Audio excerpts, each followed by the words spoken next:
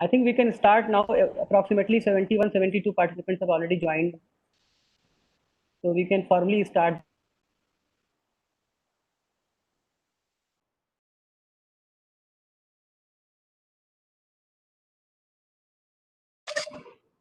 Dr. Ramana.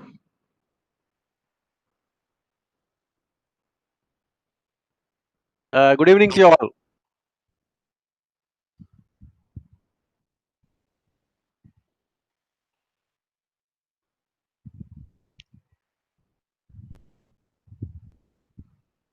Shailendra, we can start now.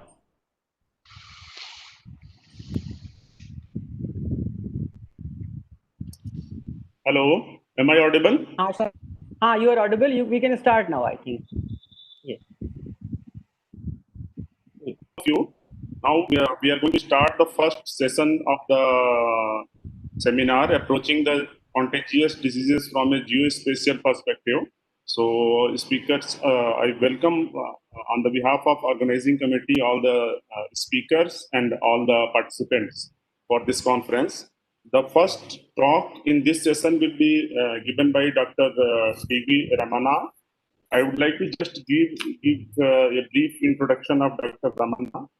Dr. D.V. Ramana was is a data strategic consultant, Vision Infotech, and he is also a visiting faculty at Department of Commerce and Management in Osmania University.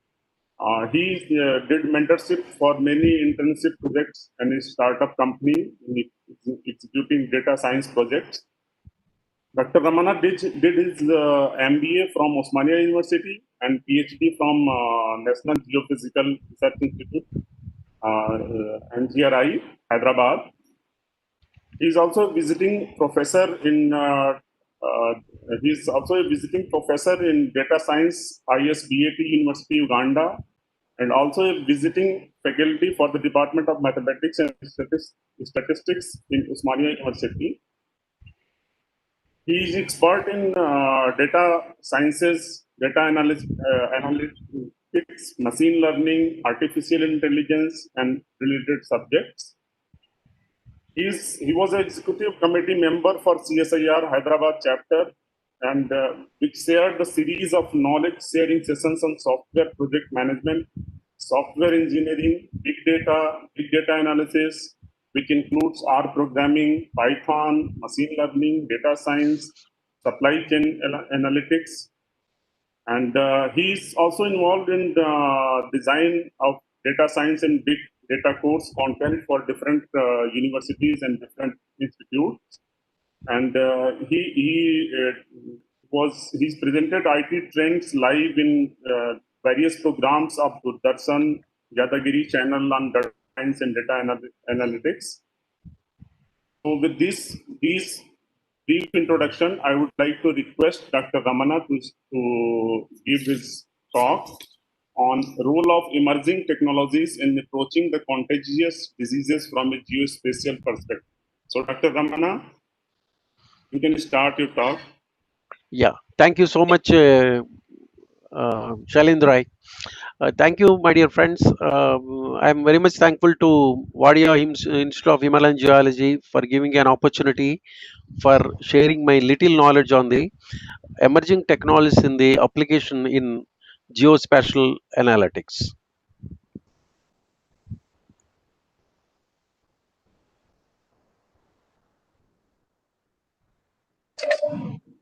Ramana, your screen is not visible. I'm connecting. Yeah. You could able to see my screen? Yeah. Now we can see. Yeah. So the main objective of our seminar is how geophysical perspective our emerging technologies are helping a lot. So in this case, what we are doing here is surveillance. Main thing here, surveillance of the data which you are collecting from is emerging infectious diseases is vital for the early identification of the public health threats. This is the thing where our geospatial has entered into the picture, so that where it is spreading and how it is spreading and in which direction it is going.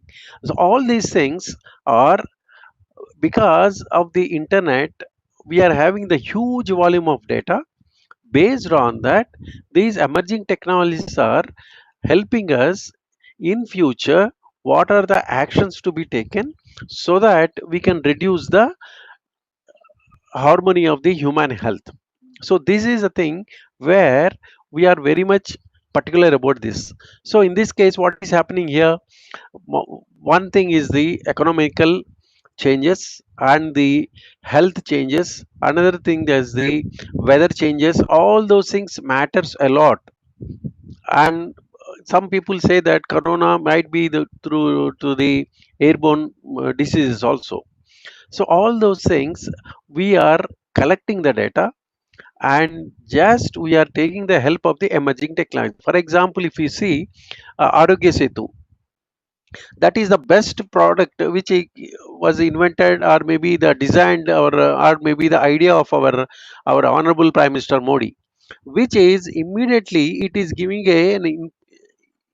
what do you call idea to you, or maybe the alert to you, that within 5 kilometers, within 10 kilometers, within 20 kilometers, what are the corona alerts are there, and how many people are affected and how many people are recovered. All those things are available in our Arogya Setu.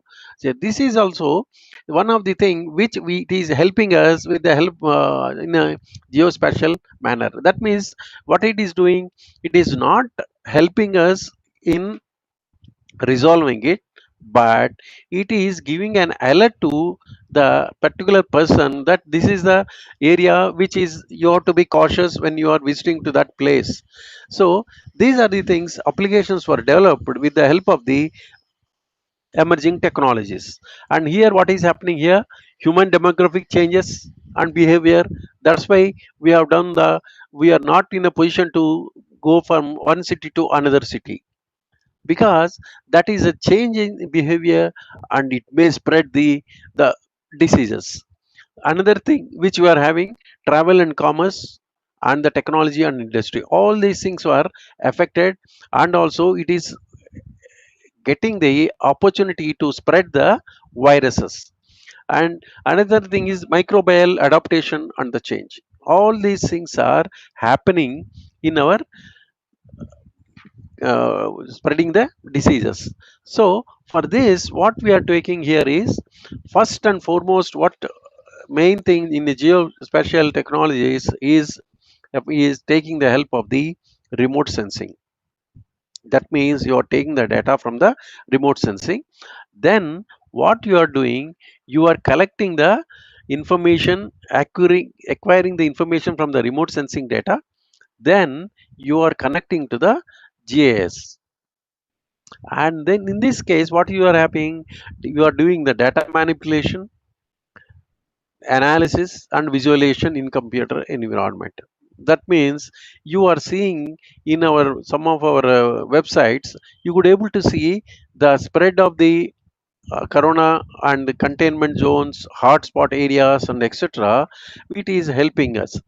Then what you are taking, you are taking the help of the GPS. So what is GPS is doing, it is identifying the accurate location of the respective place. So that what is happening, combination of this remote sensing and the GIS and the GPS, you can able to take the data, accurate data, and you are assessing which area the coronavirus is spreading and which direction that coronavirus is spreading. And also another thing, main point here is the corona, which place it is concentrating more, in which areas. So those are the things that, for example, if we see particularly in our Mumbai, we were concentrated mostly on the slums Dharavi. If you observe closely, we were very much concentrated there, and then we control in Dharavi, because that is a Dharavi is a major damage may happen to our total India. So then what they have done, they have concentrated more on this Dharavi, and they control the corona. So that all these things are taken with the help of the remote sensing and GIS and GPS. So all these things, what is happening here is, if you observe closely, all these things are connected to the data.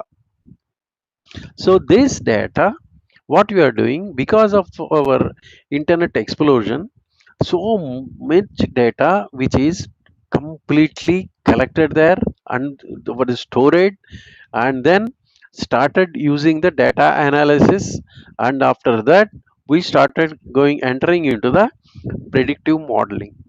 So if you observe closely in our Karnataka GIS, they presented a very beautiful result, which by seeing this with your geospatial portal, you can imagine there, you will see affected areas, the patient location, you can find out here, containment zone, every 100 meters it is alerting to you all, and patient buffer zone, primary contact, secondary contact, all these things if you observe closely, all these things are can be find out with the help of this geospatial portal. And these are the things are helping us to assess what is happening into the future. And then if you observe closely, this is the place where we are seeing the real time data in our, you could able to see this my internet site, my dear Shalindra, We are able to see you, sir. We are able to see you. internet. So this is the dashboard which is collecting, it is taking from the remote sensing and the GIS and the GPS, and then it is collecting from the ground what are the cases are happening, total cases. These are the actual thing, immediate thing happening as on today, maybe 24th August they have given there. And if you want to see the 24th graph, you can have a look of this. See how many senior citizens are affected, men in total, discharge rate, many. So everything age wise it is splitting here. How that the emerging technologies are helping and dividing and segregating the data into a respective problem definition, so that based on this data you can concentrate, oh senior citizens a men in total, if it is a 53%, so what is the reason for that? Then based on this we will be getting the data from the primary healthcare centers and hospitals and other areas. Then based on that we will be collecting the data, then we are going into the precautionary measures. So this is the thing, Karnataka dashboard has given a beautiful information. Immediately we are getting the data about the daily, you will be getting it. And similarly, if you go into the another site, that is our Indian coronatracker.com. You see here. So this is made by our India, by government of India made for it. And this is the thing, see here, how it is changing and past 14 days. And today, actually today's data they are giving here. So these are the things are mostly used with the help of the Python and R programming. They are collecting the data and they are working on the runtime data. They are providing the information to you all. Based on this, you will be doing the prediction. And if you see each and everything, it is totally user friendly. And when you go here, daily incident charts. So first July and everywhere they are giving the data to you all, and this is helping us in assessing the future corona, what do you call pandemic scenarios in future. What is going to happen? So these are the things are happening on the on time information here. So these are the things are very much useful in applying the emerging technologies in the geospatial area. So now if you see here, So these 8 ways of emerging technologies, if you see here, lockdown economic for cities, what are the things happened? And lockdown economy for industry, how it is affected the industries. And lockdown management for individuals, what happened? Remote work happened, lonely management. Loneliness means some people have gone into the depression, maybe stress management. All those things are happening. And also, apart from this lockdown management, what is happening here is there is online courses have becoming a demand now. So, and these all these things are affected because of this pandemic scenario. And how you could able to find out all these things? With the help of the emerging technologies only, because we are collecting the data. From that data we are accessing the information, and from that information we are able to get the knowledge. So remote healthcare we are managing, and preventive measures, disease surveillance, air filtration systems, disinfections, split disposal, antiviral marks, all these things are continuously used with the help of the emerging technologies. And similarly, we are carrying of the diagnostic solutions, that is mobile diagnostics and telehealth, remote patients. See here, once is because of this lockdown, how our emerging technologies has helped us to resolve or maybe provide tentative solutions in getting the problem resolved in a fast manner. So these as the things are contributing a lot in the either in the hospital care or in the safety during the pandemic. So all these things are helpful. So what is happening here, because of this data, we could able to assess what is happening in future. And now you see, we are confidently we are saying that we will be releasing the vaccine by so and so date. On what basis you are doing? Because of the data which you are having, and because of the tests which we are doing in the labs. So that is giving a confidence to the lab. Why means these artificial intelligence and the robotic process automation, all these things will help in advance whether you are going to fail or maybe get success.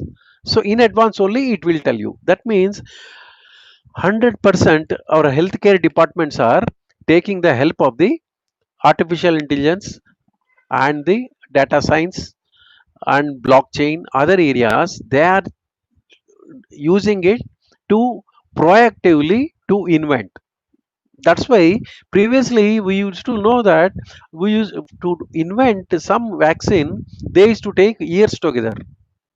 Now that those days gone now, they are coming out with within 3 months or 6 months, or maybe within a year you may get great success in getting the vaccine because of these emerging technologies. Because what is happening is these emerging technologies proactively it will alert or maybe it will predict whether this formula is going to get success or going to failure. So based on that, they are changing their um, methodology and trying to get the success soon. So these emerging technologies are helping a lot in proactively providing the solution. Okay. So next one is the, see, these are the things are emergency they are doing. 3D printing walls, ventilator parts. In Italy, they have used in a supply chain disruption, and robotic process automation for airlines to cancellation to enable thousands of welfare supporters within a days. That also you are seen here. And smart wearables which are real-time temperatures, I think we have seen that, which are were measured, and social distancing. And recently in our Tirupati also, they have maintained they developed a one crowdsourcing algorithm. With the help of crowdsourcing algorithm, they developed, if the two persons are nearby less than 6 feet, it will alert, and not only to the alert to the to his mobile, and also it alert to the recording station where center, and immediately the police will take the action on those guys in Tirumala, I am telling. So like that, these smart variables are helping in identifying it. Robots, what they are doing, they are taking the help of the bedside assistants, because corona is a very dangerous disease. So human intervention, we have to reduce it. So for that, robots are helping a lot in resolving these uh, issues. And another thing, IoT, which is enabling that it is taking care of the surveillance of the intensive care units. That means what is happening here in the most of the cases, the how the human, we have to, main thing is objective of this emerging technologies is reducing of the human intervention. That is the main objective, so that the actual medicines and what are the things can be done, and you can check it with the help of the IoT sensor, IoT, which is mostly working with the help of the sensors, that automatically it can detect.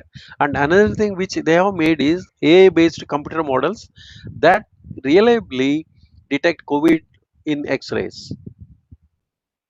So like this, these are the technologies which are exhaustively applying to reduce the human intervention. Main objective is to reduce the human intervention, and automatically it has to predict and it has to come out with the results. So these are the things are mainly useful in a social spatial analytics. And another thing which we can see here, what are the things we are taking the help of the quantum computing and internet of things and the artificial intelligence and smart analytics with to predict and track. For tracking, we are taking the help of the blockchain. So for detecting, we are taking the help of the internet of things because of the sensors. And then understanding, you are taking the help of the quantum computing. And for prediction, you are taking the artificial intelligence and smart analytics. And all these technologies are helping proactively to reduce the human intervention. And here, then what you are doing after this, delay, deflection and denunciation and disregard, all these things are can be reduced, because the leadership is a challenging now. How you will be controlling it? Because you cannot monitor each and every person's identification and his diseases and etc. With this detection, automatically it will give you an alert about that particular person, his health behavior. So lack of leadership in managing COVID pandemic, that is, it is difficult for the leadership team to find out. For that, they are taking the help of these technologies, either AI and smart technologies, or maybe the internet of things, or maybe quantum computing or blockchain. So that what happens, it will be easily identified. Some of the institutes, they are maintaining the social distance also, automatically it will detect and it will send to the respective leadership team or maybe the crisis team, so that they will be alerting the respective employee. So this is the way you are taking care of it. So for responding this COVID-19, what are the things which are playing vital role at present is the supply chain, because that is a dynamic changes in supply chain here. So what is happening here? One is the next one is the based on the supply chain, which are you have to forecast demand. For example, if you see, most of the cities were locked and you cannot move from one city to another city or one place to another place. At that time, you have to forecast the demand. That will be a challenge. So for that, you are taking the help of the emerging technologies. Similarly, operational insights, what are the things are very much in need during that lockdown, so that human intervention cannot help, then you have to take the help of the emerging technologies. And next, finally, you have to take the decision intelligence, and smartly you have to take the intelligence, which I think I appreciate our Prime Minister Modi. During this time, he has used his decision intelligently, and he's used the goods trains effectively to sending the transportation to the logistics to the different states during this pandemic scenario. No one has faced any problem regarding the food problem, and everything goods were running continuously during that lockdown period. And that is the thing, you have to use it effectively during that particular time. And next one, if you see here, supply chain. What are the things you observed here during the supply chain? One thing which we observed here is the dynamically responding, because there was a totally panicky the day our Prime Minister Modi announced March 22nd the lockdown. There were totally dynamically responding people. And next one, what you have done, roads were closed, and then shipping lanes are closed, and then borders closed. And post COVID, what are the things we have to do during that post COVID is traceability, and then hotspot areas, and then fast food, milk, and medical, etc. All these things our Prime Minister Modi has taken with the help of the goods. And flights were stopped, flights were closed, airports were closed. Only thing he has used effectively the supply chain management. Whenever we will be hearing these lectures, definitely he is going to touch the supply chain management and the optimization, and also healthcare department. These are the things plays a vital role. Needs more help. For whom they need more help. All these things are applied in this one. So that means what you have done, planning supply network, what are the things are very much essential, and then what type of transportation logistics with we have used the goods, and financial resiliency, that also not affected. And then product complexity, because it is a totally complex scenario, but we were successfully executed without affecting anything. And also our recovery rate is very much increased. So that what he has done, he has made the organization into the maturity. If you observe, total world was concentrating on India, how that and India is going to face it. But we have made it successful. If you compare to other countries, our population, really 100% he is using geospatial analytics, and he is having a series of meetings. Only thing, he is a silent worker. And next one, we are taking the demand forecast. During that period, what are the things are demand? What will affect the economic factors, and then where infections are happening, and how it is spreading, and which are the more prone areas, and then more containment zones may come in future. And these are the things near next future predictions based on the demographic pattern and containment zones. And all these things are done with the help of the demand forecasting using the emerging technology. And during this, what you have done, what happened? Slowdown in production due to gathering restrictions and slower movement of goods.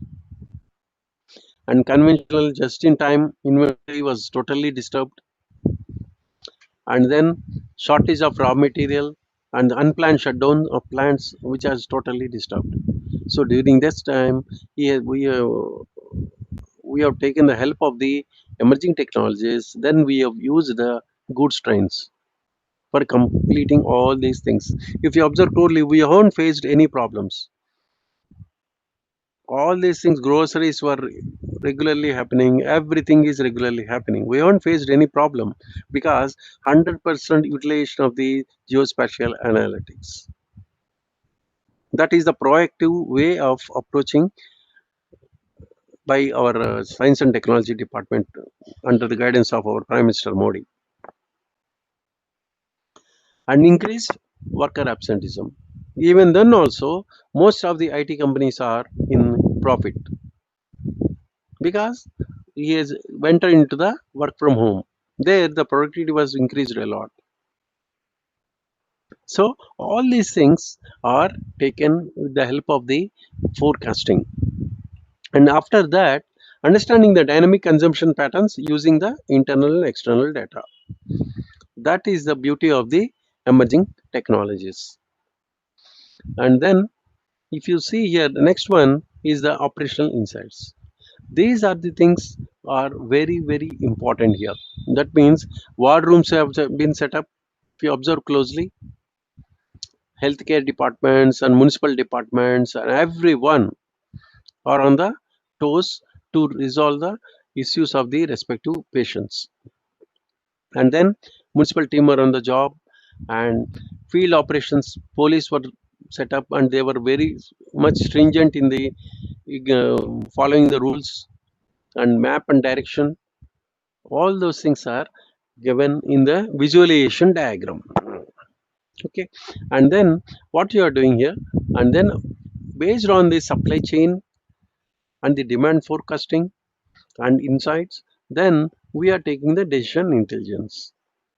So how we will be taking, because of the internal and external data, which is having huge volume of data, which already our most of the organizations are taking the help of the big data. So there he is, we are taking the decision intelligence. That's why we were very much successful in our in this pandemic scenario, enabling decision to happen, and which assets to be kept open, and which employee has to come to the office, and where the factories can be operational, and all these things are kept into the model, so that you will be getting the idea of what are the things to be done.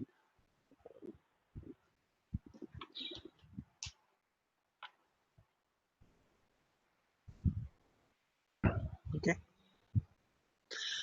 next one is the decision intelligence, enabling decision to happen, and which offices, sorry, I have repeated, I think. These are the things are finally we are taking the decision, this one. Okay, and next one is the robotic platforms to assist the isolated patients. This is also a emerging technology where we are helping you all.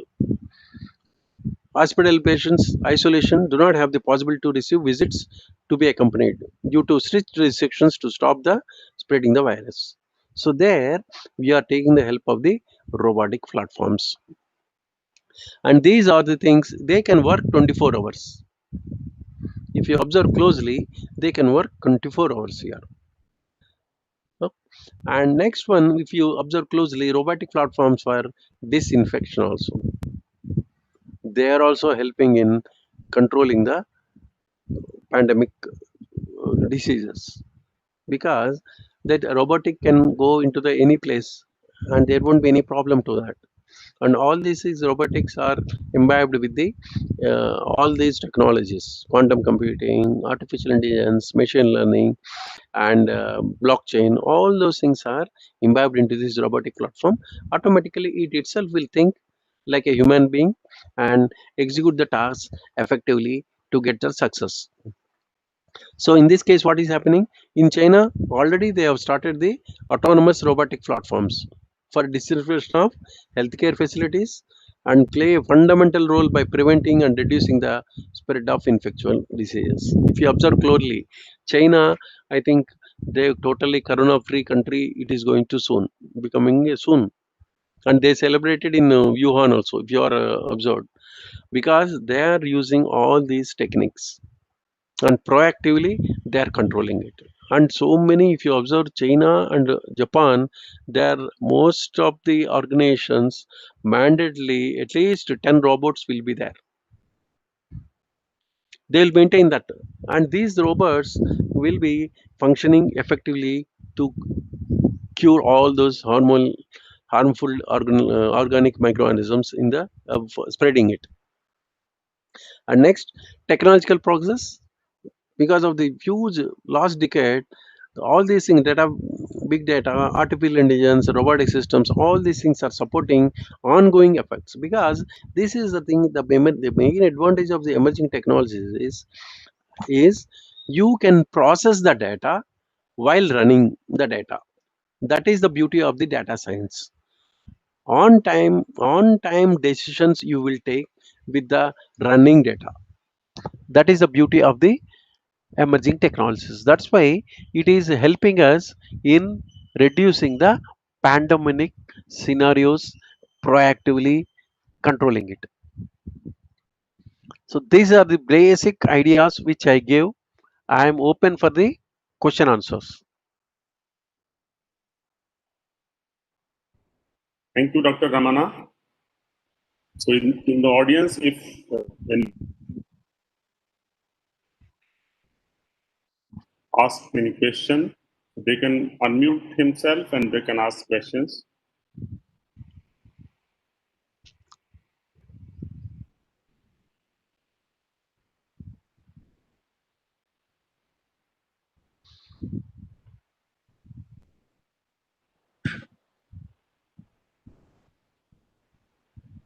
I think Otherwise, they can send directly to the chat box of Dr. Ramana, and we move on to the next speaker. Huh?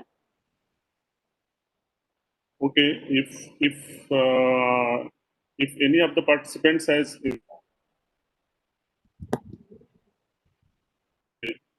on chat, they can directly ask to the speaker. So we can now move to our second lecture. This will be given by Dr. P.K. Champati Rai. I think he is already here.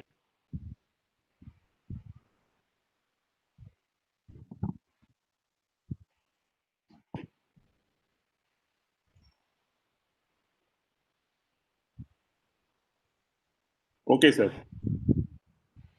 So I will just give a brief introduction of Dr. Champati Ray. Dr. P.K. Champati Ray did his postgraduate and PhD from IIT Bombay, and then he did MS from University of Twente, Netherlands, and PhD from Twente, Netherlands. He is actively involved in research, education, and training in the field of applications of remote sensing, GNSS, and GIS in geosciences, geohazards, and planetary geology. He works on diverse fields from earthquake to energy, from Earth to Mars, and on 4 continents from Jakarta to Jamaica for earthquake precursor studies. His work is primarily dedicated to Himalaya geology, and he is working from last 30 years. Currently, he is focused on integrating space science with information from below the ground through new lights on geodynamics of Himalaya. Recently, he is also keenly looking at progress of COVID-19 in India using GIS. He with his co-workers published over 250 papers in various journals, reviewed in conference proceedings and book chapters, etc. With this brief introduction, I would like to invite Dr. P.K. Champati Ray to deliver his talk on models for spatial prediction and visualization of COVID-19 progress in India. Dr. P.K. Champati Ray, sir, you can.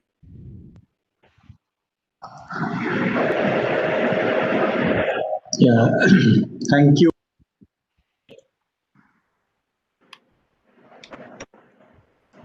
Thank you very much for the introduction, and I move on to, yeah. You can see my screen now? Yes, we are able to see your screen.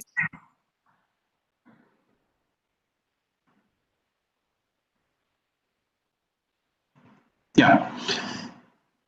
So good afternoon to all, particularly Dr. Kalachan Sen, Director Vadiya Institute, Dr. Alok Pandey, Dr. Sailendra, Professor Sunit, and the speakers just now, Dr. Ramanna, and my colleague from NRSC, Dr. Arul Raj, and all those who have taken out time to listen to us. So welcome you all to this lecture, and so I will be looking at some of the very, very fundamental aspects of the spatial models special models for the prediction. And then there will be, I'll be showing you some of the slides on the visualization of COVID-19 progress in the country since it started. And there are certain things from a user perspective I would like to know of, on the COVID, progress. So that out of personal interest we have tried to use, and so that also I will demonstrate to you. So spatial models, these are basically models of reality, and what you see on the ground,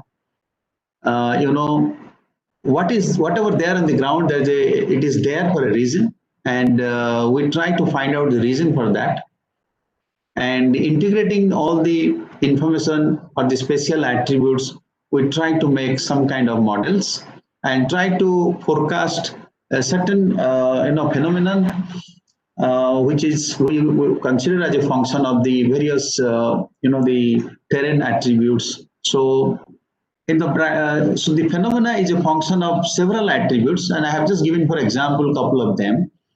But this, the list of attributes, list of parameters can be, it can go up to infinity, depending on what type of models you are trying to do. And but the target should be known, and the parameters which decide this target or the influence target should be known. So be it COVID or groundwater search or mineral deposit. So the spatial models at this moment, they are very, very helpful. And I will show you some of the models which have been well known and well known for last couple of decades. And they are finding a new name nowadays. Many of these models are now grouped as the data mining models. And it's very interesting to see how the old story comes back in a new bottle to us in the form of a data mining approach. I'll also show you that some of those aspects. So it's very interesting, the data science, particularly the different models,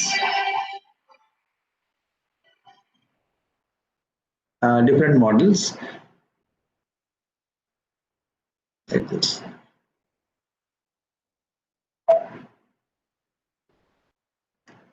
So there are one thing is that about the direct methods. I have given an example of here the landslides and the mineral deposit, because it's very easy to understand for the geology community and also the students. That's the reason I have given this example, but you can take anything, any phenomena for that matter. So there are certain things called the direct method or the direct observation. So you observe certain parameters, and then you look at the phenomenon which is in consideration, how that depends on different parameters, and directly you say that, well, you have the certain type of favorable geology, so you have mineral there, you have oil there, or you have certain type of people living with certain health disorders, and that leads to some kind of a COVID. So so it is basically seeing is believing, like that. Directly you see and you tell, you make the prediction. But what is important here is that sometimes the direct methods do not work, and it's not so direct. Direct method is not so direct. We fall back on those indirect methods. In the indirect method, there are certain data-driven approaches, which is essentially statistical. And there are certain knowledge-driven approaches where the human knowledge is used to a great extent and the models are made. And there are certain deterministic modeling where the physical equations are used based on the parameters to calculate. It's like A plus B equal to C. And this A plus B equal to C could be a very, very simple example, and it could be a very, very complicated example. And but essentially it's basically the deterministic modeling. And the physical equations are known. Whereas in the data-driven approach, although it uses a lot of data, in this case, the equations are developed each time based on the relationship between the data products, and it is applied. So the data-driven approaches are becoming more and more important, and because of the computing power, which has seen phenomenal growth in the recent time, various techniques, age-old techniques, what you have seen, like information value method, weights of evidence, that's basically about, I'll explain a little bit about it. Information value is basically the game of a probability. And weights of evidence, again, it's predicting the posterior probability.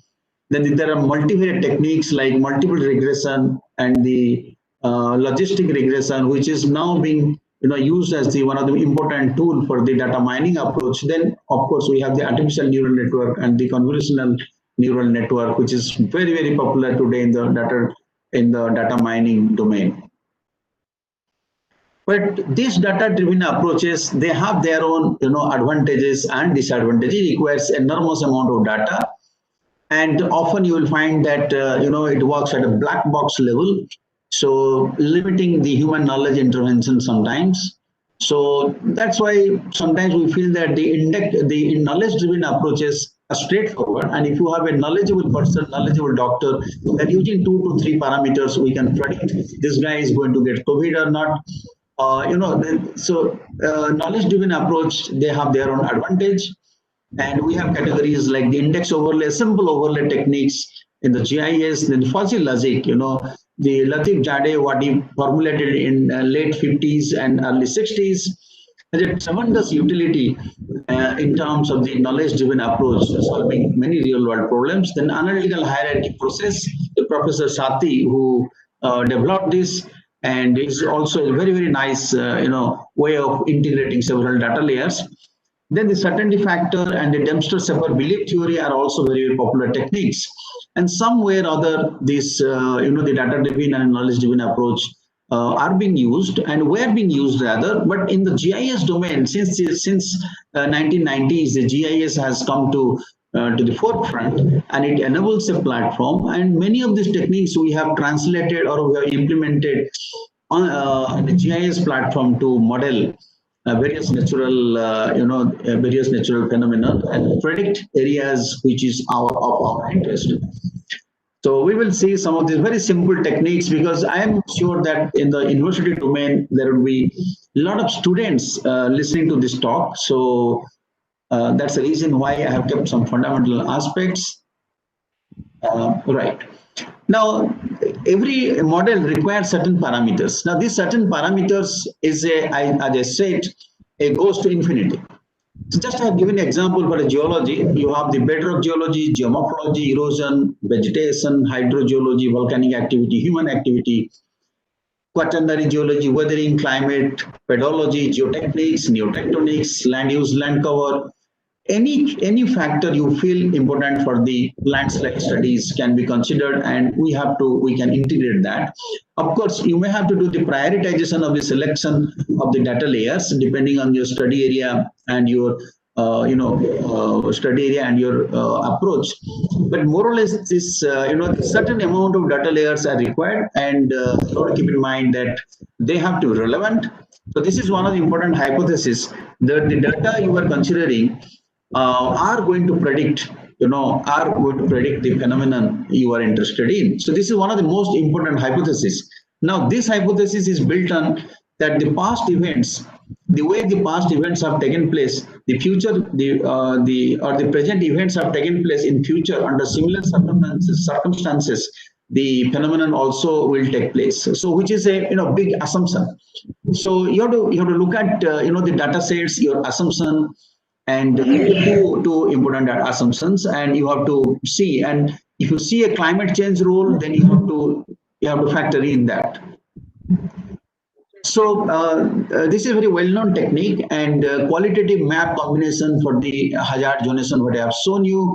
So each map will have say 10, each map will have say 10 to 15 types of varieties of things, and each one we can give a weight or the rank, and also each map can be given a weight and rank. So combining this weight and rank, we can have an integrated product. So which will say that if all the parameters are present at one location, what could be their combined effect? It's very simplistic, but it is really good, great tool. And the important thing is the success of this technique depends on how good is your knowledge. So I want to emphasize on your field knowledge. So field knowledge comes from the actual ground, moving on the ground, meeting people, looking at how does the earthquake take place or landslide takes place, how does the mineral deposits occur, how does the water occur. So this requires enormous amount of ground information, and which is basically, basically the information from the traditional field. So no traditional knowledge is sacrificed in applying a modern tool. That is one bottom line what I want to emphasize, that all your traditional knowledge and techniques and experience actually is used to make a better product or make a better forecast, which will eventually save time and money. So this is what it is done. And now little coming to a data-driven approach, I have shown you various techniques. Previous one was the example of a rudimentary, I would say, knowledge-driven approach, and now comes to the data-driven approach. So anything happening, say a landslide or mineral deposit, so you can always calculate, go to an area and find out what is the probability that I will get a landslide if I come to Uttarakhand. What is the probability of getting a landslide if I move on to Tibet or Ladakh? So each case it will vary. Now, if you are standing closer to a fault, what is the probability going to increase? So this is definitely there are certain rock types the probability will increase. Certain places, if you go to Delhi, the COVID chances of getting COVID will increase because of how people live there, the population density, the industry cluster, and all those factors you can build into the system, and you can calculate a priori probability that if I have to go to Kerala, what is the chance I will get COVID? So then you can say that if I am going to X district in the Kerala, how the chance of getting COVID is increasing, and in case I am falling sick, what is the chance I will get treatment depending on the you can build in the system the availability of the medical facility, which is of course dynamic.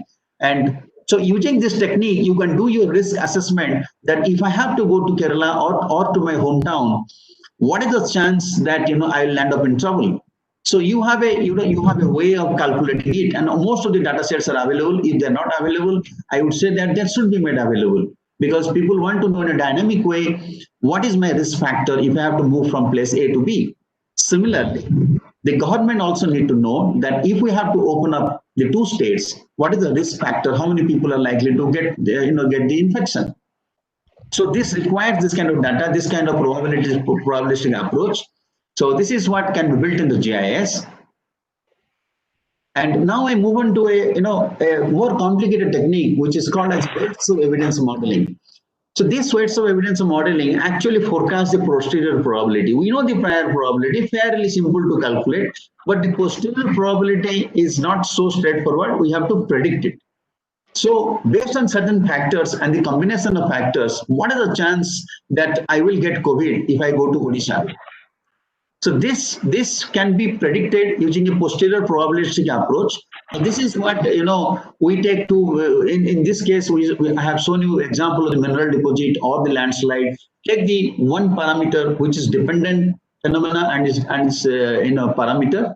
Then we try to find out the cross relationship or the very basic rudimentary the set theory. But from that, we built onto the probabilistic assessment, and from the probabilistic, we go to the prediction of the posterior probability. So this is complicated and a bit complicated, not so complicated. And this was first time used actually Bonham Carter, Actorberg, and a couple of them in the Canada and other places.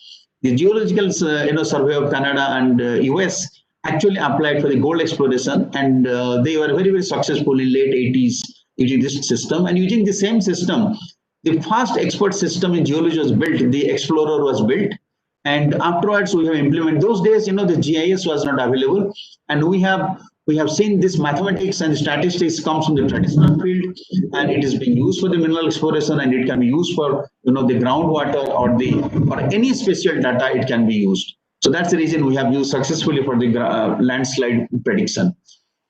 And the simple factors, how do you really go about it? Some of the students must be watching. You look at the aerial photographs and satellite images, which is available free of cost today. So derive certain geo-environmental factors, cross them with the phenomenon in consideration that I call it here landslide. It can be groundwater, COVID, or anything. But if your factors should be related to the the phenomenon in consideration. Statistical relationship is established, then the map values are replaced with statistical values, and the maps are integrated, classified into zones, and finally the zone map is again crossed with the with the phenomenon map to find out how is your success rate. So any prediction has to be validated. So one validation is that immediately I check with the data using what I have developed the model. So that's the first level of validation that my model works fine. But then I have to do a temporal validation that whatever I predicted, my future, the new discovery or the future COVID spread is actually happening where I have said it. So that is the validation, the two level of validation what we envisage in this case, and we have been doing this thing. So two level of validation is envisaged. So this is one example that how we make this validation. So once you have the hazard map, then you try to know how good is it and how to cross validate the issues combined with the original evidence map. So and then we find out what is the success rate. Now coming to the fuzzy, it's very interesting. The real world situation, nothing is discrete. So we were treating that something is 1 or 0. Either you are a part of a football team or cricket team, but you can be a good player. You can be a good football player. You can be a good cricket player. The Mahendra Singh Dhoni was, I think, he was a good goalkeeper. He was a good football player as well. So your associationship with the football and the cricket, could be there. So it's not that you are either part of the one team or not. So that was the traditional set theory. But fuzzy theory says that everybody is part of everything. And second thing is that the boundaries are so fuzzy. How to define the agricultural lands ending and the forest starting? Sometimes suppose can you say that the COVID progression has much less over here and there's increases substantially just as you cross a map boundary. We had seen now the Karnataka boundary. Suppose I cross the district boundary, can the COVID increase the moment I cross the boundary? It doesn't increase like that. There is a gradual, there is a fuzziness. So we have to understand that nothing is discrete in real world. There is a lot of fuzziness. And how to capture that fuzziness? One thing is, in the spatial data, how do you capture the fuzziness? And second thing is, prediction also. The people, I'll just give you an example that people who are having the hemoglobin deficiency, so are they more prone to the COVID? How much they're prone to COVID? Some will say 20%, 30%. No, some doctor will say 40% they are prone to COVID. So there is a some kind of a fuzziness in this discussion. So we can always you can find out and try to give a membership value. The relationship between the hemoglobin deficiency and the probability or the chance likelihood of getting these COVID infection. So this is how the whole world is actually working in the fuzzy logic. Some of the washing machines, they have been using the fuzzy logic to reduce the intake of the water, optimize your the detergent what you put, and finally looking at the cloth type, it uses the number of runs it goes through, number of revolutions. This rotation of the drum. So finally, if you put a cotton cloth, it will run several more number of times compared to the synthetic cloth or the woolen cloth, which will be clean very fast. So it leads to a lot of savings in terms of the energy. It's not that the moment you put 2 kg of weight, 2 kg of load, the washing machine is going to run for 2 hours. So this is how the fuzzy logic was first commercially leveraged. And on many domains, we have seen fuzzy logic works, and we have also seen in case of the mineral deposit, explore mineral deposit, as well as in case of the landslides. So just to illustrate this example, but it can be used for anything. Now we will see some of the other examples. Yeah. So what is this? The fuzzy logic we talk about. Fuzzy logic is not all that fuzzy. It is very simple to understand. So you can use a fuzzy AND operator, combine 20, 30, 100 parameters. The probabilistic approach has a limitation that the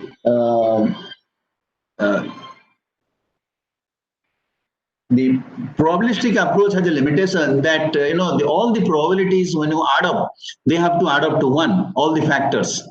But in case of the fuzzy membership, this membership value need not add up to 1. So that is a flexibility, certain amount of flexibility. So that's the reason why Latif Jade, when he formulated, so it was a world-class discovery kind of thing in late 50s and early 60s. And immediately, some people, of course, challenge the traditional mathematicians challenge this because they could not digest something that the probability, in a way, probability or likelihood or similarity can be explained, and the value can be more than 1. So of course there are challenges, but then nevertheless, they were finally it was accepted as a good mathematical contribution. And fuzzy OR is the one which takes into account the maximum of all the parameters. So you can take minimum of all the parameters, maximum of all the parameters, and there's one way is the fuzzy algebraic product. So you can multiply all the factors, but there is a fuzzy logic, the value is from 0 to 1. So everything is sub-zero. When you multiply two sub-zero numbers, sub-1 numbers, less than 1 numbers, it will be the much less. So you have to keep in mind that. And you can have to overcome this problem, the fuzzy algebraic sum was formulated. So fuzzy algebraic product, it gives you some kind of an underestimate, then the fuzzy algebraic sum gives you some kind of overestimate. So it pushes the value more towards 1 because of this formulation what I've given you here. Now people wanted that, well, fuzzy algebraic products multiplies everything, fuzzy algebraic sum also considers everything, but in a different type of multiplication. But the point is, instead of a increasing tendency and decreasing tendency, underestimation or overestimation, can you have something in between? Can you combine these two and play around? So that's how the fuzzy gamma operator appeared. It's very interesting that using a simple gamma value, you can play between the overestimation and underestimation, and you can fix your, the moment you fix gamma value around 0.8 or 0.9, you will be very close to the fuzzy algebraic product. And that is what in exploration geoscience people are using. So this is completely flexible. The way we integrate the data products, you won't have overestimation. See, overestimation, underestimation are two interesting things. I'll just illustrate with an example. Suppose for the government, there's a limited amount of money. We have only 5 crore rupees for Uttarakhand government. And government wants to know which are the topmost priority areas, where the government will do the intervention, medical intervention for the COVID. So the fuzzy algebraic sum, fuzzy algebraic product or the sum you have to use, one of the techniques, to find out the total, some kind of underestimation, some kind of underestimation to find out absolutely necessary areas where the intervention is required.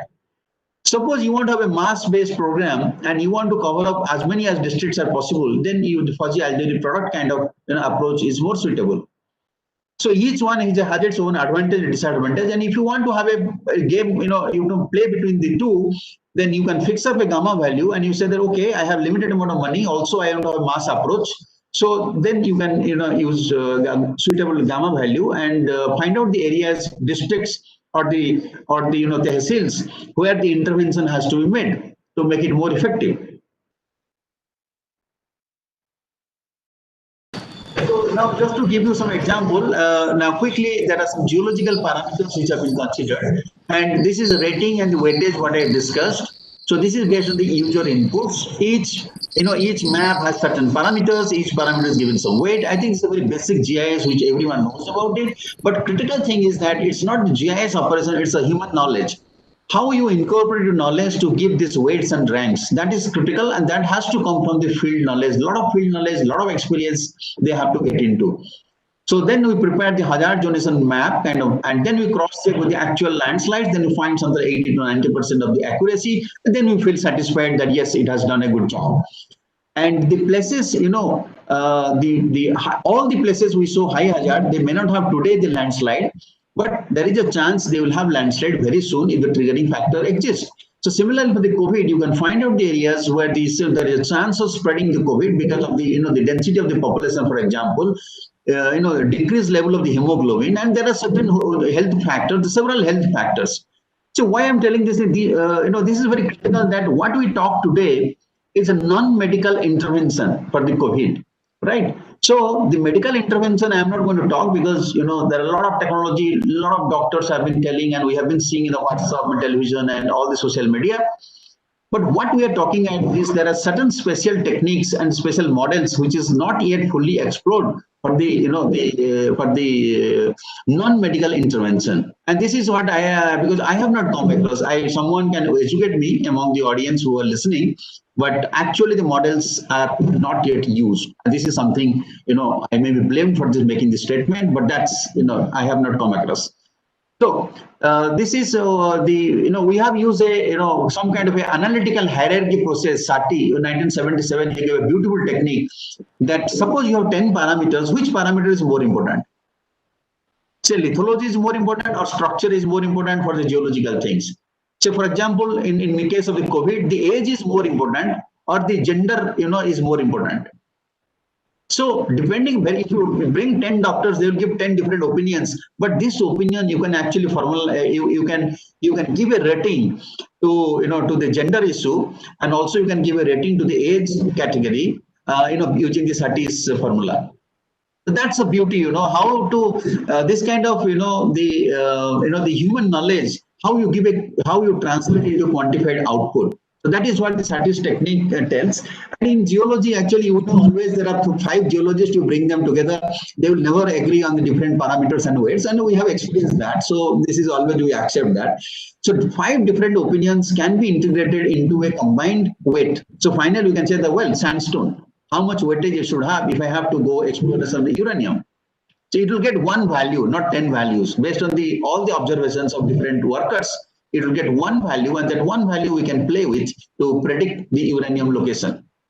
That is the beauty of analytical hierarchy process, and we successfully demonstrated how it works for the landslide. And very interesting, you see 2001 actually produced the map. 2003 there is a mega landslide in this Uttarkasi region. Exactly that landslide occurred place where we had predicted as a high hazard.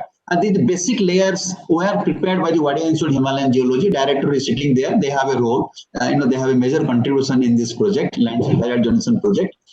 So the knowledge comes from the traditional geologists who are working in the field.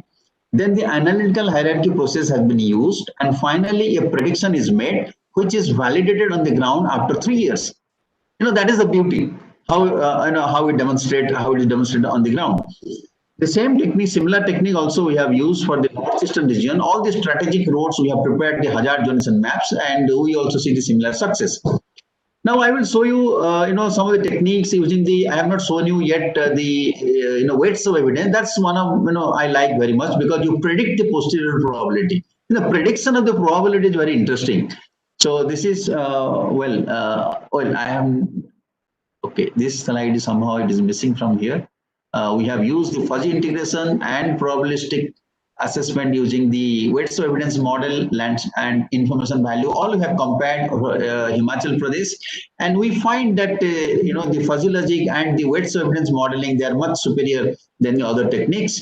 And I'll show you example of the Banam Carter, who is Achterberg and Banam Carter are the father of this technique, which they have used for the the VMS deposit in US. So in the Anderson Lake area, so using this technique, actually this was the basis for the prospector, what I was telling you, the artificial intelligence or expert system used for the mineral exploration in the vast stretches of the Canada and US. Now coming to the COVID, what is important that we wanted to know, how the important places, how the important cities, which are the hotbed of the COVID and how are they progressing. One graph, we wanted to see everything. We wanted to know the death rate, death cases, recovery cases, active cases, then the growth. How much is the growth in last 3 days? So we try to, display this information dynamically. This is information we are getting from the 2 different websites. Every day we analyze this data and automated way, and we see every day the result. So you can see that very interesting, the death rate, death cases you are seeing, and also the growth case, successive 3 days growth case. Some cases the value goes below 0 because there is a negative growth, the things are improving. So where the things are improving, where the things are worsening, so one can easily know, looking at one graph. So I'll show you another one, very interesting. When we analyze the top 25 districts, using this technique, easily we could know where is the problem. Top 25 districts on a certain date, this is for the August 10th to August, August 8, 9, 10 time period. So Hyderabad had the maximum number of active cases, followed by the Pune. And you see not the Bombay, it's a Pune, then the Bangalore. Then comes the Thane, then comes Mumbai. And very interesting, we also found out total 50 districts are there, which account for almost 80% of the cases. So if you look at the 25 districts, they account for 60% of the cases or so. And if you include this another, 50 districts out of 727 districts. So we have problem only in, you can say that you have problem only in 50 districts. So the government can prioritize their action. And every state also, we made this map. You have problem in only 2-3 districts. You control things over 2-3 districts. Your statistics could be much better, and you'll get much time to organize your medical, your medical infrastructure to meet the challenge in future. But unfortunately, this analysis was not done in the beginning, and some information we are getting, and I am very, I have not come across, this kind of a comprehensive assessment to give me the 50 districts where the trouble is. They might have done because the COVID situation, many people are doing many type of analysis, and we may not know who is doing what. But this is something I thought that I'll share with you. And next comes the 26 to 50 districts. So you will see, what is happening. So we have all the parameters, the death case, the recovered cases, active cases, then the growth. So growth in previous 3 days. Similarly, we also did for the every. Then we did for the Maharashtra, which are the top districts in the Maharashtra what government should give attention to. Similarly, we found out, and that is very interesting. Thane was showing on particular date, a lot of recovery it was showing. The growth rate was actually negative on certain dates. It's not necessarily always it will happen, but then you see that yes, things are improving in in Thane district. You can see in the Kerala, and we were looking at the Kerala, Maharashtra, Gujarat, Odisha, Uttarakhand, and these states actually were keenly observing what is happening. And you can see the Thiruvananthapuram was actually the troublesome, but they had also, on 8th and 9th of August, they were improving a lot. Now comes the map. In the map form, we want to know that what is the growth the previous 3 days, 12, 13, 14. What is the growth pattern? All over the country, you can see, the growth here. There are northeastern region, you see the growth is more than 20%. The active cases. What have taken these active cases we have taken? Very, very alarming actually. They were all in safe places, and you can see some part of Uttarakhand also, showing in the red zone. But largely it is a 0 to 10% country was, the growth was happening, and there are certain areas where negative growth also recorded. The green areas. So similarly, 13th to 15th also we see some green zones, red zones. So we have divided the country into 4 zones, depending on less than 0, which is improving actually, 0 to 10. Not so bad. 10 to 20, really attention is required. More than 20, really, intervention is required. Similarly, 14 to 16, how the growth pattern you are seeing.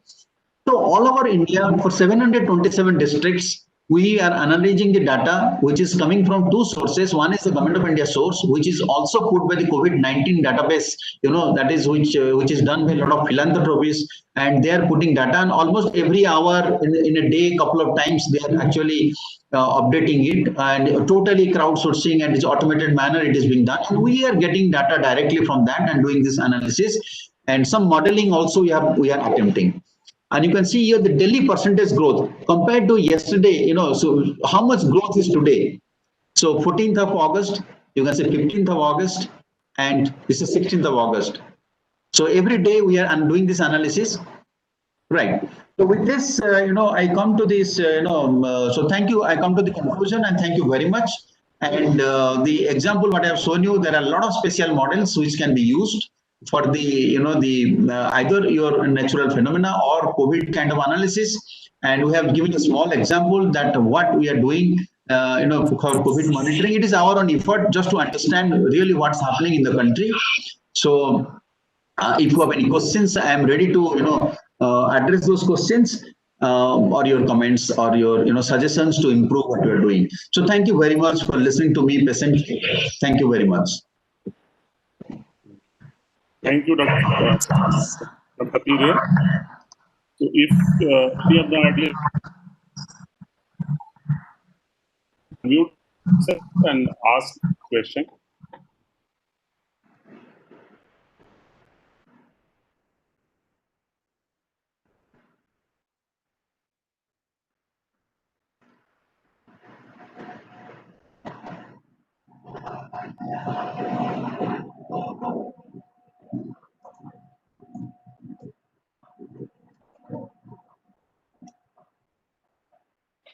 next talk,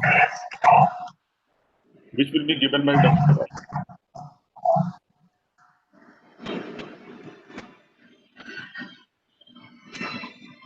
Any question is there? No, I don't think that there will be question. So they will, if they have any question, they will ask the chat box. They are asking actually from chat box. Someone asked about the. Okay. Thank you very much. Okay. Thank you, sir. Thanks a lot. Thanks. So we will be moving to our next lecture. Arul Raj. Dr. Arul Raj is there.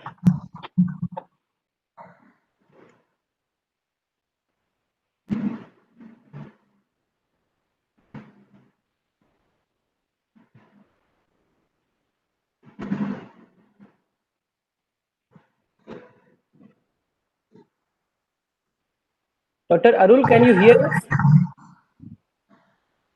Hello? Yes, I could hear you. Okay. Okay, Dr. Arul Raj is he's presently head of Bhuvan, West Services Development and Program Manager in National Remote Sensing Center, NRSC, ISRO, Hyderabad. He will be today delivering a talk on Bhuvan, Indian Geo Platform of ISRO. I think this lecture will be very useful, very fruitful to the audience. So with this introduction, I would like to request Dr. Arul Raj. Arul Raj. Yeah, thank you very much. Are you able to see my screen? Yes, we are able to see your screen. Yes.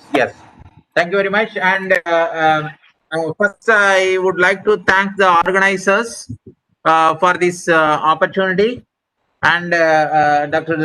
Professor Divedi, who was in touch with me and arranging this one, and the host, Dr. Shailendra Roy, yes, who is coordinating this particular thing, and all our senior colleagues and other members who is attending this program. Yes, now what I will do is maybe I will try to take you for another 2-3 minutes on the basics or some of the basic features of Bhuvan. Then what I will do is I will try to showcase the various application what we have done it on Bhuvan for this COVID thing. So the first one is, yes. So the Bhuvan means Sanskrit in in Earth, and it is a geoportal of ISRO. I expect that from this particular audience, I should get more hits. Like you can now, if you are in the system, you have the definitely you have the good bandwidth, and if you are in the mobile, yes, this also is mobile friendly. Now you can access www.bhuvan.nrsc.gov.in, and whatever I am speaking, you can see all those things in the live environment also. So Bhuvan means Earth in Sanskrit, and it is a geoportal of ISRO, and it is allowing host of services that is fundamentally or basically for visualization, and it is also providing a lot of free data downloads. Like the academic people can download various resolution data sets from the multispectral and hyperspectral domain, and you can also download a lot of essential climate and variables from Bhuvan. We are having almost like 100 products in Bhuvan for free download, and we are also having thematic data sets in Bhuvan which can be visualized and which can be used for various analysis also on Bhuvan. And apart from that, we also support timely the information support we provide for various disasters in the country, and we have exclusive disaster services in Bhuvan. And a lot of project specific GIS applications are also hosted on Bhuvan. And Bhuvan is a multilingual, and we have Bhuvan in English, Hindi, Tamil, and Telugu. And if any volunteers are there, they can also participate, and we can convert the Bhuvan into their native language so that it can be really taken into the billions of people in the country. Now, next is the entire Bhuvan is developed using open source solution, Why I have highlighted this particular point in this particular slide is the student community or the academics, whoever is dealing this particular subject. Yes, they can have a comfort thing, like they can do all these kind of development using open source solution. So the open source solution is on par with the commercial solution or better than commercial solution. You can do it. And we have used OpenLayer, Map Server, GeoServer, Postgres, PostGIS, and the GDAL OGR library for developing this entire Bhuvan geoportal. Now, if I see the Bhuvan as a whole, today we have something like 60 terabyte of data in Bhuvan for with the different time series data sets are also available, and the different the various resolution data sets are available from 360 meter to 1 meter, and all the services whatever is available in Bhuvan, it is interoperable in nature. We have almost like 9,000 services in Bhuvan. And as I was mentioning that we have a open data archive where the coarser than 23 meter resolution data can be downloaded, apart from that various essential and climate variables. And then 6 natural disasters we are supporting through Bhuvan by providing the timely information like cyclone and flood and forest fire, landslide, earthquake, and drought related information. And all the state portals, like we have 30 state specific portals in Bhuvan. All the national level projects or the state level projects, whatever has been carried out, all those data sets are organized for that particular state so that you can have a state specific content. And Bhuvan is hosting 182 geo governance application and supporting various state and central ministries. And those things are also available in Bhuvan. And many of the flagship programs like Nareha or the housing for all, the whatever the Pradhan Mantri Awas Yojana, those programs are also hosted on Bhuvan, and you can have the different sectors, different application running on Bhuvan. And we have almost like 90 million point of interest, which is coming from the controlled crowdsourcing and the public crowdsourcing. And that data sets are also available on Bhuvan. And this is coming from 70 plus mobile application what we are having on Bhuvan. So in Bhuvan, if you see that almost on a daily basis, we have something like 1 crore hits, which is coming onto Bhuvan, which is coming from almost like 50,000 unique users or unique IPs to the Bhuvan.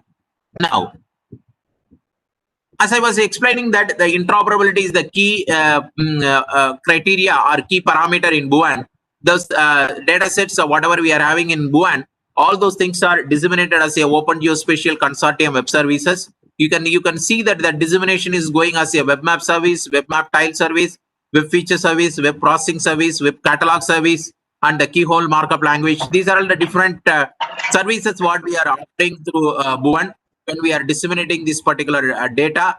And the entire Bhuvan is developed, as I was mentioning, as a open source geospatial solution. The map server is used for raster data rendering. GeoServer is used for vector data rendering. OpenLayer is for bringing out a GUI or the graphical user interface. And CCM is used for 3D Bhuvan. And the database is used, the Postgres and PostGIS is used for the database purpose.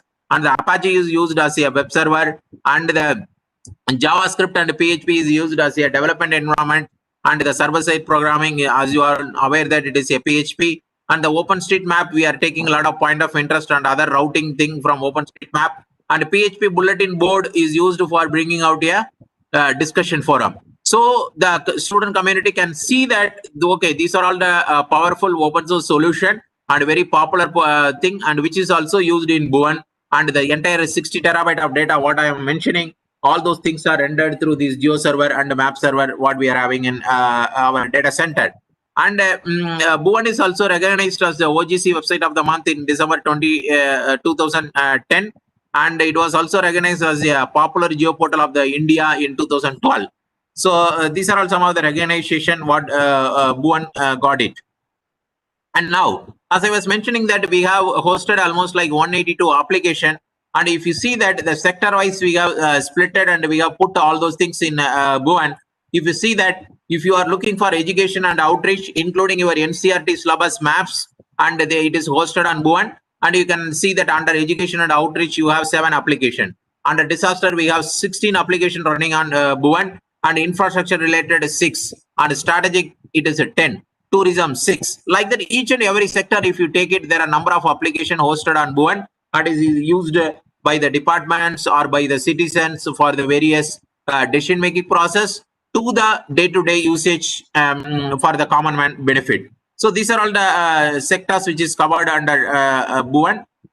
Now, as I was mentioning that the BUAN was released in 2009, and now we have made a decadal journey. Last 10 years, we have made a lot of improvements on BUAN, and we have brought out as a platform. So here, what exactly the platform? BUAN is not only a simple visualization tool, it is a platform where it is allowing the user to visualize, query, and create the data, and host the data, and share the data, and create a lot of analytical operation on BUAN, and bring out various scenarios on BUAN so that it can be used as a decision-making platform. So that is the way it is now as a simple visualization tool to it is a platform now. And initially it was a browser independent, and the operating system is Windows-based one. But now it is a cross-platform, and there is no plugin dependency, or there is no platform dependency. It is there. And then the backend technology, initially it was a cost-based thing.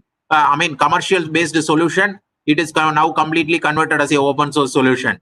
And based on the remote sensing data policy, we have hosted only 5.8 meter data in the initial time frame. But now you can see 1 meter data also in BUAN with the temporal in nature. Various time series data sets are also provided, like 2012, 2016, 2018, 2017, 2018. 1 meter data is also available in BUAN, and which can be visualized by anybody.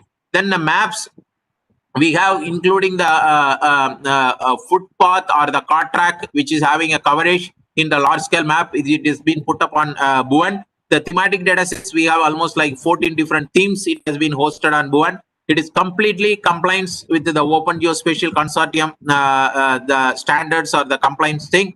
And the Open Data Archive, it is available, and multilingual support it is provided. Now, as I was mentioning, that it is a hosting platform where it is having both the mobile-based application and the web-based application, and it is distributed across the country, all our data centers, and we have regional centers, and now we are building up BUAN in various ISRO centers, and the ministry-wise also we are bringing out a node so that it can be really more powerful for making a better decisions. Now, this is just a quick summary of the decadal journey, what we have put it. Under these are all the year-wise progress, what are all the different application we have put it, and I will not go through this particular thing. Now I will be focusing more on what BUAN has done it for this COVID-19 India. So as you are aware now, with the last 5 to 10 minutes discussion, BUAN has grown from the simple visualization tool to the platform. So as I was mentioning that in the platform, people will be in a position to visualize, create, and share, and post, and do the analysis, and bring out a lot of models and the analytical tools on BUAN, and they can use it as a decision-making tool. So that is the way it has grown from the simple visualization to a platform. By seeing this potential of all these things to combat this COVID-19 in the country, various state governments and the central government agencies, they have approached NRSC, and they have seen this BUAN capability, and on top of this capability, and we have provided a lot of geospatial solution for combating this COVID-19 thing. From there, I have taken 10 different applications on BUAN, what we have done it for COVID-19, and those 10 applications I am going to show you in successive slides. And all the things whatever I am showing, you can directly go to BUAN and you can see it in live also. At the end of my presentation, I will show it live in a quicker time, maybe just 1 or 2 minutes I will show it. The first application what we have done it is, this is a geo-visualization tool what we have provided on BUAN. What it will do is, it will continuously crawl the information from Ministry of Family and Health Welfare, and it will take all the data sets, and it will organize in BUAN, and the various graphical visualization has been provided from here. So now you can see that whatever the active cases or the recovered cases or deceased cases, you can use this particular tab and you can switch over and you can select any particular state, and you can see that how the growth is there using the time series visualization, and you can play and you can stop and you can do all the things. So this is one particular thing what we have put it on Bhuvan by having the connection with the Ministry of Family and Health Welfare. And you can see the district-wise information, you can see the state-wise information, and you can see the time series data, and on mouse over it will give you the trend and all the analytics it will provide in a simple web interface. This is one such application what we have put it.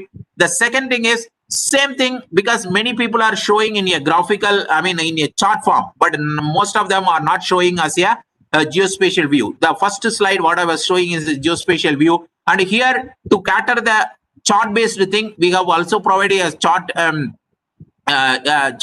based information. Here you can see that the present day growth and day wise spread and state wise spread count and pan India scenario, how it is there, and you can see the line chart and pie chart, and you can see the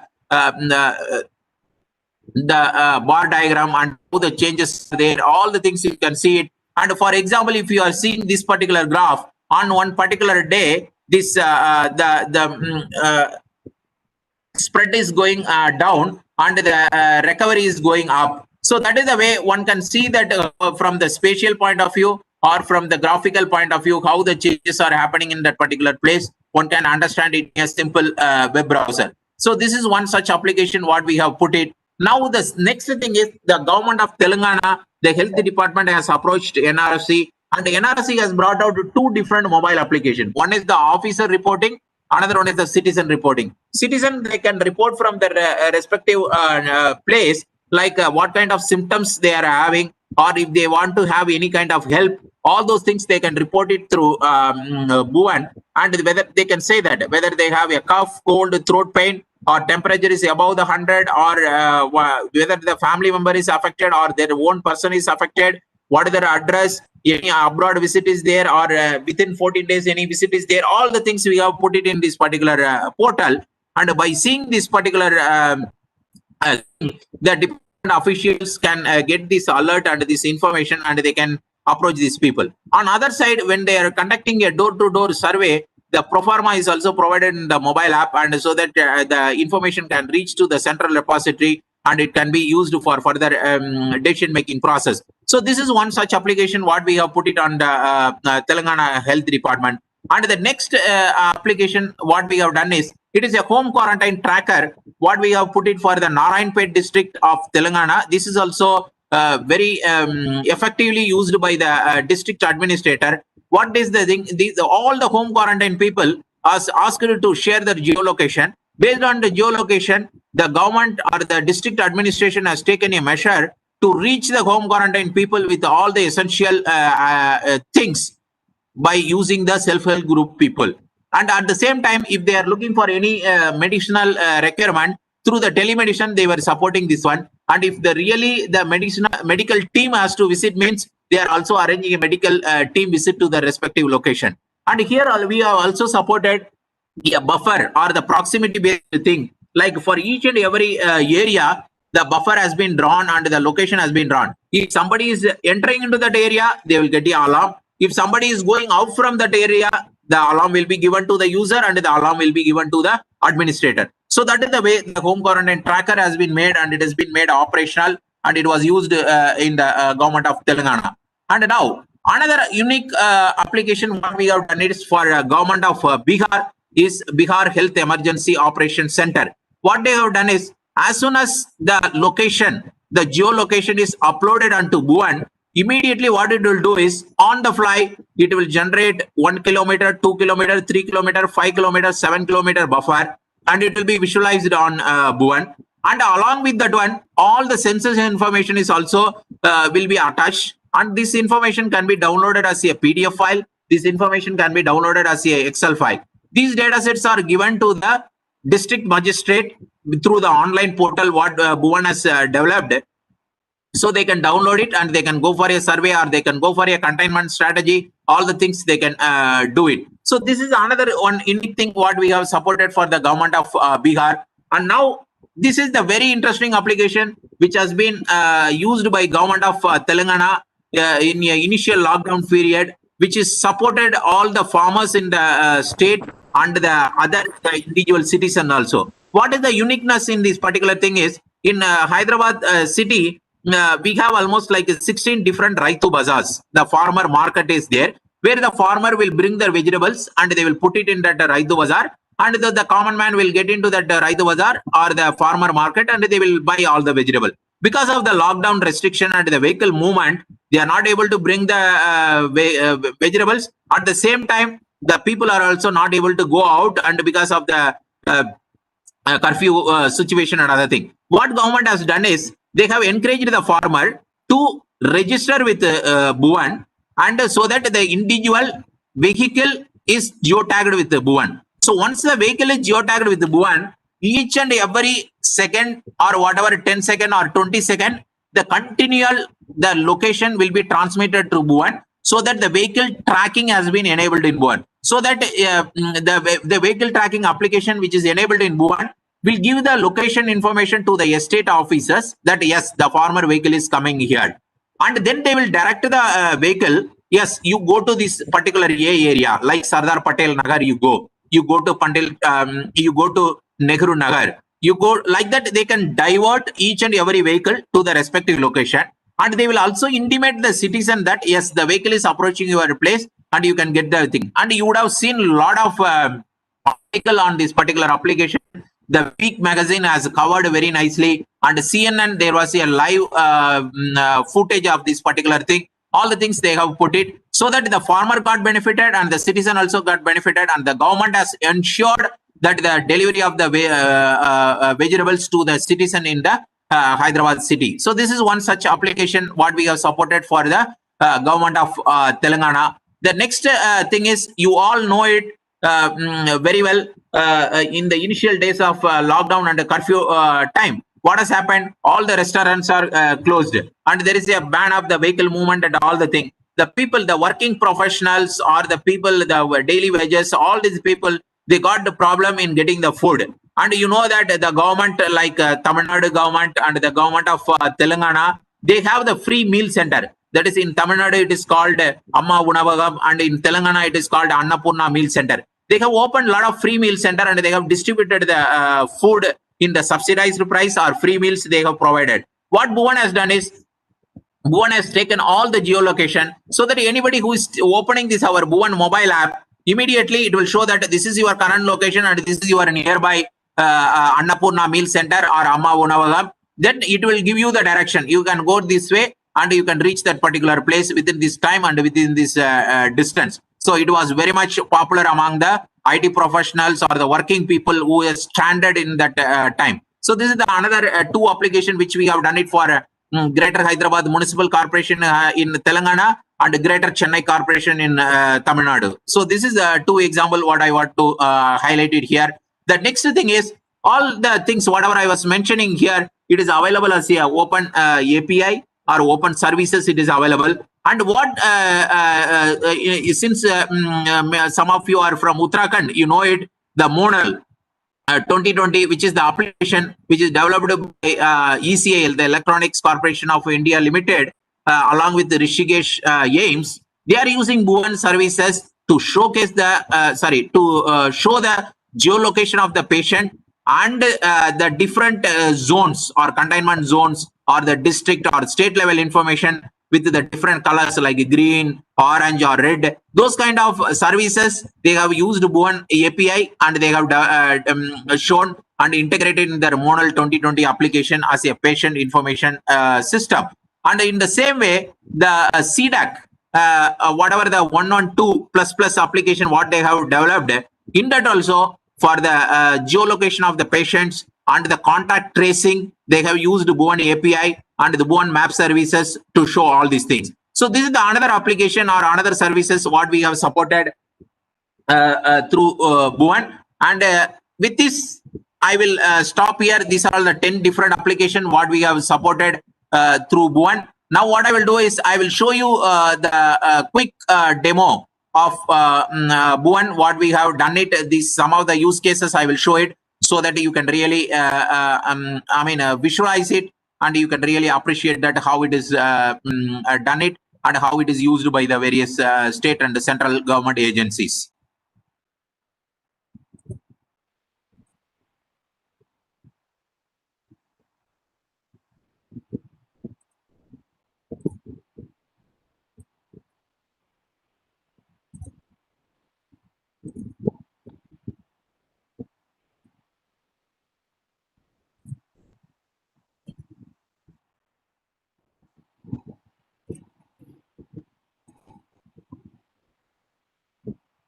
Are you done, Arul? Yeah. Are you able to see my screen? Yes. We are able to see. Yeah. As I was mentioning that www.bhuvan.nrsc.gov.in, when you are typing, you will be landing to this particular page. And here it's having 5 major components. One is the visualization and free download, 2D, 3D, open data archive, and essential climate variables, all the thing. Then you have the maps and OGC services where the thematic service, disaster related thing, ocean related thing, those details are put up here. Then under the G governance, you have all the 183 application. It is organized here. You can see it. Then you have the state specific portal. You select any particular state, you will have the state specific portal. Now I have selected Uttar Pradesh. You are able to see the Uttar Pradesh thing. I'll just show only this one. Like you can see that Uttar Pradesh specific data sets here. Then you have the update section where you can see all the the latest data sets. Now, since our interest is on the COVID-19, here you can see that Bhuvan application for COVID-19. You can see here there is one read more option. Once you click the read more, you can see that the COVID-19 dashboard and citizen reporting, mobile Raitu Bazaar, home quarantine tracker, Bihar Health Department application, 1 and 2 what we have supported for CDAC, and Monal 2020 what we have supported for ECL. All these applications are listed out here. Just for a quick demo, like you take this COVID-19 dashboard, once you click this one, it will connect immediately to your Ministry of Family and Health Welfare, and it will try to bring all the data set, the like state level data sets and the total cases and the recovered cases and all the thing. And you can see the cumulative thing. You can see the daily trend. You can see from the beginning all the data sets. You can get it. You can select any particular state. Like suppose I am taking Telangana as the example. You can see the daily trend, and you can see the beginning how it is there. All the data sets you can get it. So this is a general graphical view what everybody is presenting. But as I was telling that the geospatial view, you can get it from the time series view. You can see that if you want to see all the active cases, you view it immediately. The active cases will be there. If you want to have a recovered thing, you can change it to the recovered, and the green color thing, you can see that. If you want to see the time series view, I'm just clicked the start button. You can see that initially it was in the light green and it is growing. Then when the day is progressing, you can see now it is on the 5th April, 6th April, 7th April, like that it is showing. Suppose you just want to see what is the current trend, you can pull your mouse and you can see it. So this is that time series view what we have put it. And now the home quarantine tracker, I was telling you, just I have gone to this particular thing and it is having a administrator login. Now I am just logging in with my administrator credential. Here you can see that immediately it will be zooming to Narayanpet district of Telangana. You can see that all the date wise filter and all those informations are there. If you are seeing total, almost like 9,900 points are reported in this particular portal. If you click any particular point, it will show that what is the patient photograph and all other details it will show, and what is the nearby health facility and what is the get direction, every detail you will get it. And you also have a filter on this one. You have a report mechanism where you can have a customized report and those details will be loaded. And I will not go in detail thing because I just want to show the glimpse of each and everything what has been, but you can have a look from our portal. Now I will go to the Bihar Health application. You take here each and every once the location is marked, immediately you can see that if you want to see the 1 kilometer buffer, what is the area is what is the area coming under that 1 kilometer buffer, and what are all the villages coming under that 1 kilometer buffer, you can get it. If you want to see 2 kilometer, corresponding 2 kilometer buffer, and 3 kilometer, the corresponding 3 kilometer related information. Like that, you can go up to the 7 kilometer thing, and all the things whatever you are seeing, it can be downloaded as a Excel sheet also. Like for example, I am selecting one particular thing, and now I have gone into this area. Now you can see that villages 1 kilometer, 2 kilometer, 3 kilometer, 7 kilometer. If you are downloading this one, it will show that within 1 kilometer radius, what all the villages are there, what is the population, and how many male, female, all those details will be put up. If you want to take a print of this particular thing, you can click print option. So you can export it as a PDF file. The PDF file will be generated and it can be downloaded, which can be used for ground when they are going for the action, it can be put up. So this is the a quick thing what we have done it for the government of Bihar. And the same way, the meal center, whatever I was mentioning, whether it is Annapurna Meal Center or Amma Unavagam, you can see that. You can go to that particular application. You can see that Tamil Nadu and the city is Chennai. If you see that the zone wise the information will be put up, then you go there, you will see the respective location and you can go direction and all the thing. If you are in a mobile phone, you will be able to get all the routing and do it. And if you are in the laptop, based on your geo IP, it will take and it will show the thing. Since I am operating from 60 kilometers away from Hyderabad, I am not able to see this one. Otherwise, once I get in nearby that location, you can see all these detail.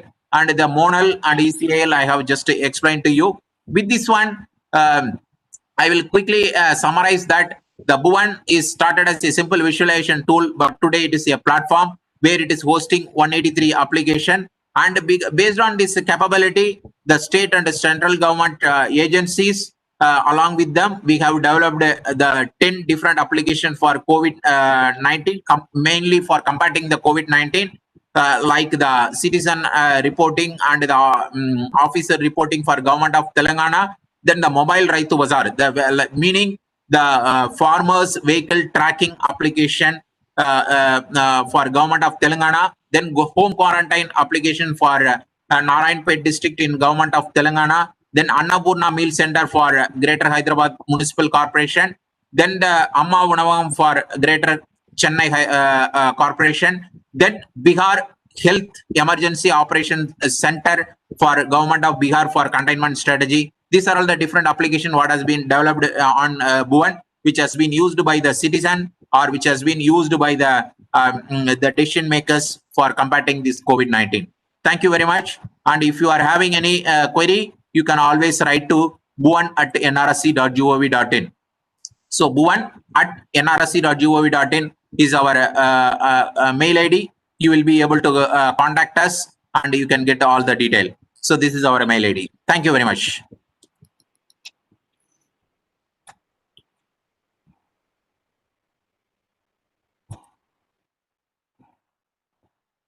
Really, it is very useful, and I request all the participants they can use this website either to get some test set of the requirements for research purposes and also for enhancing their knowledge. So if you have any question, the participants they can ask, and if you don't have any question, if you don't want to ask, you can directly write on the chat box or any query, any questions directly from to Arul Raj. Once again, on behalf of the organizing committee, I would like to thank Dr. Arul Raj for giving such a nice presentation. So, as a formal vote of thanks, I would like to invite Dr. Jiten Kumar Shukla. Dr. Jiten Shukla.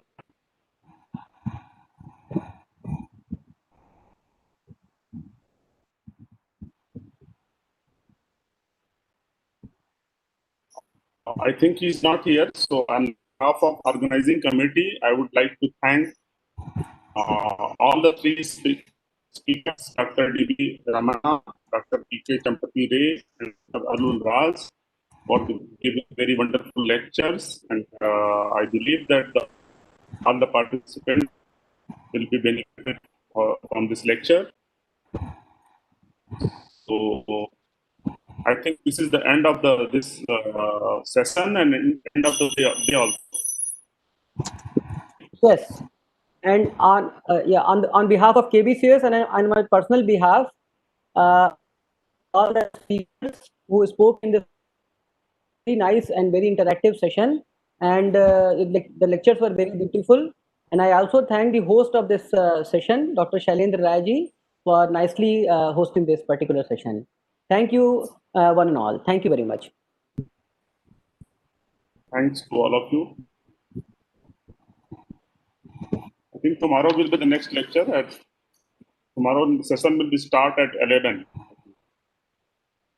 So before like 10 minutes before the actual start of the session, fine, so that there is no delay. Yes. And Okay. all of you are also requested to please fill the feedback form, which will be provided tomorrow.